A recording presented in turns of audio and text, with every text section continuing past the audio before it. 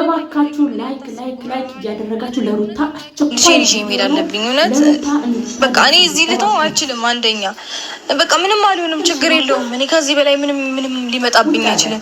እንደ ሰው ልጅ እኮ ማለት በጣም ብዙ ነገሮችን ሊያሳልፍ ይችላል። እኔ ደግሞ በዚህ እድሜ ብዙ ነገሮችን አሳልፌያለሁ። ስለዚህ ምንም አይከብደኝም። እኔ አታስቢ፣ አይደለም እውነቴን ነው፣ አይከብደኝም። አይደለም ልንገርሽ፣ እኔ አታስቀይም ሩታዬ፣ ሁሉንም ፕሮሰስ ጨርሻለሁ። ድዬ እኔ አሁን እነሱ እንድናሳምናቸው ነው። እኔ ልንገርሽ ሩታዬ፣ ሁሉንም ነገር ጨርሻለሁ። በዚህ ነገር አትቀየመኝም፣ አታስቀይምኝም። የማይመስል ነገር ለልጅ አትንገራሉ። ሩታ ምን አይነት ውሳኔ ነው እየወሰንሽ ያለሽው? እኛም እኮ ልጅ ወልደን ነው የመጣ ነው። ነገር ግን የኛ ልጅ ማለት ነው የኔ ልጅ ለምሳሌ 1 ዓመት ከ8 ወሯ ነው ጥያት ስመጣ ማለት ነው። እና አንቺ አሁን ሰው ሀገር ስትሄጂ ለቫኬሽን ነው ይሄን ደም ልጅ ይዘሽ ከሀገር ወጣለሁኝ ብለሽ እህትሽ የምታማክሪው እኛን የምታማክሪው ምን አይነት አስተሳሰብ ነው ይሄ? አንቺ ምን ሆነሽ ነው እንዴ? ለቫኬሽን ራሱ ቢሆን ልጁን በሽተኛ ነው የምታደርጊው። እኔ አስታውሳለሁ 4 ወር አብሳላት ልጄ 4 ወር እያለች አዲስ አበባ ለሆነ ነገር ሄድኩኝ። በ4 ወሯ ማለት ነው። የሀገር ወፍራም ልብስ አልብሼ ወፍራም ማንቀፊያ እንትን ብዬ ይሄ ባለ 2,000 ብሩ ማቀፊያ ይሄ ትልቁ የለም በሱ ጠቅልዬ ነው ይዣት የሄድኩት። ነገር ግን ከምኔው ብርድ እንደነካብኝ አላውቅም። በ4 ወሯ ማለት ነው። ከዛ በኋላ ልጄን እስከመጣ ድረስ ሳልያስላት ነበር። ያልወሰድኳት ሐኪም ቤት የለም። ዝዋይ ልበላችሁ፣ ቡታጅራ ልበላችሁ፣ እኛ አካባቢ ባለውበት አካባቢ ያልወሰድኳት ቦታ የለም። ለስንት ጊዜ ታማ ግማሹ እንቁላል አጠጫት ሲለኝ፣ ግማሹ ማር አጠጫት ሲለኝ፣ ግማሹ ወተት በነጭ ሽንኩርት ሲለኝ ሐኪም ቤት አስምነው ብለውኝ ስንቴ ፌን ተበልታብኛለች አብሳላት ማለት ነው። ይሄ ሁሉ ለምንድን ነው የምነግርሽ? እኔ ልጄም በ4 ወሯ ነው ይዤ አዲስ አበባ ስለሄድኩ ንፋስ ነክቶብኝ። በእርግጥ እግዚአብሔር ነው ልጆች የሚጠብቃቸው፣ ግን ከእግዚአብሔር በታች ደግሞ ከኛ የሚጠበቀውን እንትን ሰበብ ማድረስ አለብን። እና አርፈሽ ተቀመጪ ሩታ፣ ልጅሽ እስኪጠነክር ወዴትም እንዳትሄጂ። አይደለም 3 ወር ያልሞላው ልጅ ማለት ነው። እኔ 1 ዓመት ከ8 ወር ጥያት ለመጣዋት ልጄ እንደ እሳት ነው ምንገበገበው። ካሜራዬን አጥፍቼ ስቅስቅ ብዬ ነው ማለቅሰው። ፈጣሪና እኔን የምናውቀው ማለት ነው። ነገር ግን እግዚአብሔር የተመሰገነ ይሁን፣ እግዚአብሔር አብርትቶኛል። በቃ የልጄን ናፍቆት ሳስብ መጀመሪያም ለእግዚአብሔር ብዬዋለሁ።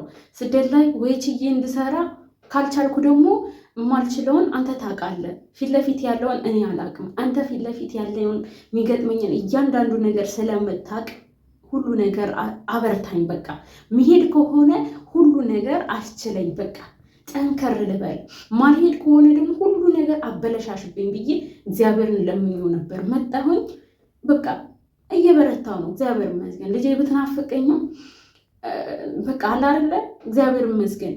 እና ምን ልልሽ ነው የኔን ነገር ምነግርሽ ሩታ፣ አርፈሽ ተቀመጪ። ልጅ ይዞ መምጣት ሆነ ጥሩ መሄድ በጣም ከባድ ነው። የት ነው ይዘሽ የምትሄጂው? ምን አይነት ፕሮሰስ ነው ይዘሽ የምትሄጂው? ማለት አውሮፓ ሀገር ከሆነ እንግዲህ እኔ በማውቀው ዘመድ፣ ወንድም፣ እናት፣ ቤተሰብ ካሉሽ ባለቤትሽ እዛ ከሆነ ነው ከነ ልጅሽ የምትሄጂው። ያውም አሁን ላይ ቫኬሽን ከሆነ እንጂ በስራ እድል በሆነ ነገር ለመቆየት ምናምን መሄድ ከባድ ሆኗል። አሁን ላይ አሜሪካ የሚሆን ማንኛውም አውሮፓ ሀገር በጣም ከባድ ሆኗል። ዱባይም ቢሆን ብትመጪ በጣም ከባድ ነው። ስትመጪ የራስሽ መኖሪያ ፍቃድ፣ እንደገናውንም የልጅሽ መኖሪያ ፍቃድ፣ እሱ ብቻ አይደለም ቤት ግድ ያስፈልግሻል። ቤት ብቻ አይደለም ስራ ያስፈልግሻል። ዱባይ ደግሞ እንደፈለግሽ በማንኛውም ቦታ ካሜራ ደቅነሽ ቪዲዮ የሚሰራባት ሀገር አይደለችም። ካሜራ የሚፈቀዱና ማይፈቀዱ ቦታዎች አሉ። ለዩቲዩብ ዱባይ ምቹ የሚሆን አይመስለኝም። እኔ ብዙ ጊዜ እዚህ ጋር ካሜራ አይፈቀድም ስለምባል ነው መሰለኝ። እና ምን ልልሽ ነው እዛው ሀገርሽ ላይ እኔ እንደውም አይደለም ውጭ ሀገር ቀርቶ ማለት ነው አዲስ አበባ ራሱ እንዳትሄጂ አርፈሽ ቁጭ በይ ነው የምልሽ። ቡታጅራ ላይ አሪፍ የሆነ ቤት ተከራይ፣ ከዛ በኋላ አሪፍ የሆነ በቃ አለ አይደለ ስሪ። አብርሽ ከሄርሜላ ሆኖ የለ አንዱን ሸፋፋ አምጥተሽ ጎትተሽ ዩቲዩብ ስሪ። እኛ ሽንትሽንም እየሸናሽ እንከተልሻለን። እውነቴን ነው የምልሽ። ማንኛውም ነገር ብታደርጊ እንከተልሻለን። ከቤተሰብ ሳትርቂ ልጅሽን ለቤተሰብ እየሰጠሽ ይኸው እንትን ልጅ ሚይዝ አይጠፋም። ቡታጅራ ላይ ነፍ ነው ያሉት አይደለም አንቺ ማንም የኔ ብጤ ራሱ እንደኔ አይነቱ ራሱ እየቀጠረ እያኖረ ነው። ስለዚህ ምርጥ ልጅ ከፈልግሽ ደላላን ይሰጥሻለሁኝ። ማለት ሰው የሚሰጥሽን ሰው እኔ ያገናኝሻለሁ፣ ልጅሽን አስዘሽ አርፈሽ ዩቲዩብሽን ሰሪ። ከዛ ልጅሽ ሲጠነክር 1 ዓመት ሲሆነው 6 ወር 7 ወር ሲሆነው አዲስ አበባ ትሄጃለሽ ማለት ነው። ለምን ተለቅ ያለ ሀገር ስትኖሩ ስራችሁም ተለቅ ይላል፣ አስተሳሰባችሁ ተለቅ ይላል። በቃ አይደለ እኔ ያ ማለት ቡታጅራ ጠባብ ናት ምናምን አይደለም፣ ግን ልጇ እስኪጠነክር ድረስ ካለችበት አካባቢ ብትሰራ ከዛ ደግሞ ጠንከር ሲልላት ወጣ ያለ ሀሳብ ያመጣል። ገባችኋ? ከገጠር ቡታጅራ ስትገቡ ከተማ ስትገቡ ቡታጅራ ነው የምትመስሉት። ከቡታጅራ ደግሞ አዲስ አበባ ስትሄዱ አዲስ አበባ ነው የምትመስሉት። ከአዲስ አበባ ደግሞ ውጭ ሀገር ስትወጡ ደግሞ ውጭ ሀገር ነው የምትመስሉት። አእምሯችሁ፣ አስተሳሰባችሁ ባላችሁበት ይወሰናል። እያደገ ነው የሚሄደው ማለት ነው። ሶ አርፈሽ ቁጭ በይ እንዴ! የመዳም ቅመም ልትሆኚ ነው ወይስ ምንድን ነው አላማሽ? ሩታ አረስነ ስርዓትሽን ያዥ። አርፈሽ ቁጭ በይ። ይህ የሚሆን ሀሳብ አይደለም። አርፈሽ ቁጭ በይ። ልጅሽን አሳድጊ። አባት አለ ይረዳል፣ ንብረት አለሽ። ወዴት ነው የምትሄጂው? ለምንድን ነው የምትሰደጂው? ለማን ብለሽ ነው የምትሰደጂው? አረ ሩታ ባንቺ አያምርም። እኔ ያማከርሽን ነገር አልተስማማሁበትም። ይህን ቪዲዮ ለሩታ ላይክ እያደረጋችሁ አድርሱላት። እኔ በሀሳቡ አልተስማማውም።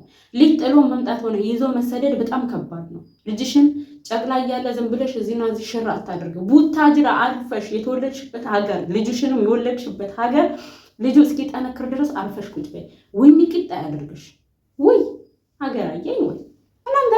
አረ ኮሜንት ላይ አርፈሽ ቁጭ በይ በሏት። የምሬ ነው የምላችሁ። እኔ ስለምወዳት ነው። አርፈሽ ቁጭ በይ በሏት። እኔ በራሴ የደረሰብኝም ያካፈልኳት ስለምወዳት ነው። ከላስ እኔ በልጄ ናፍቆት እንገበገባለሁ። እሷ ደግሞ ስለ ስደት ታወራለች።